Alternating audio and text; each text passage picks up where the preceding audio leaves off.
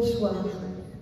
J'ai pris mes quartiers d'hiver dans mon hôtel particulier de Saint-Germain-des-Prés. J'adore Aragon. Il délire avec moi. Il m'a écrit un délire, délire. Il va parler de fourrure, de tout un tas de fourrures, et surtout, il m'a fait un exercice de prononciation. Je ne suis pas sûre d'arriver au but. Vous verrez. Donc, délire d'Aragon à propos des pas si bêtes que ça. Voulez-vous, parlons d'autre chose. Il y a des esprits moroses, des esquimaux et des échymoses.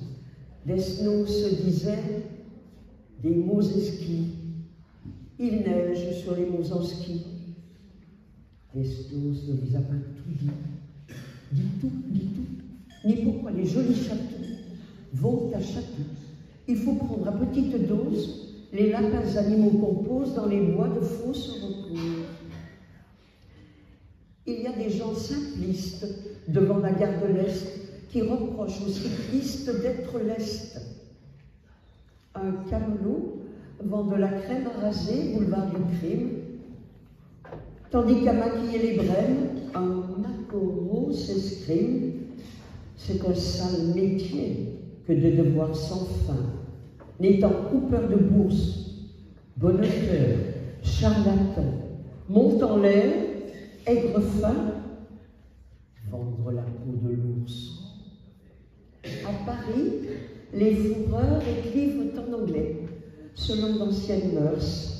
Le mot first, que la rime enseigne, s'il vous plaît, à mieux prononcer first. Cela n'attire plus les clientes blasées par ces temps de bebop. Et si le lapin russe ou le motin frisé sont tristes dans leurs échoppes, la martre zibeline, allez, c'est plus joli sur Madame en Paccard que dans le paradis chlorobenzène qui remplit le nez et nos placards.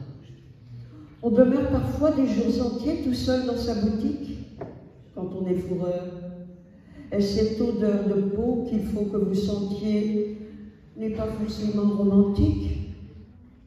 Le possum, à la fin, c'est tout aussi lassant que la loutre marine.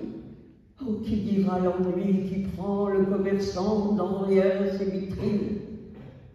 Je me dis, caressant mes descentes de lit, mes manchons, mes écharpes, qu'il ne faut pas céder à la mélancolie et se joindre aux escarpes.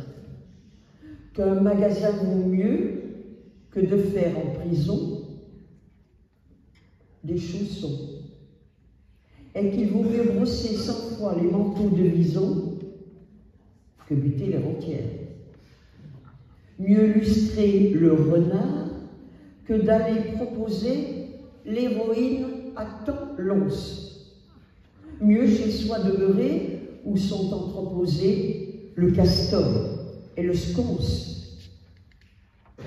Et puis, qu'on ait vendu ou non son chinchilla, son hermine ou son phoque, il vous reste tout de moins cet amer plaisir-là.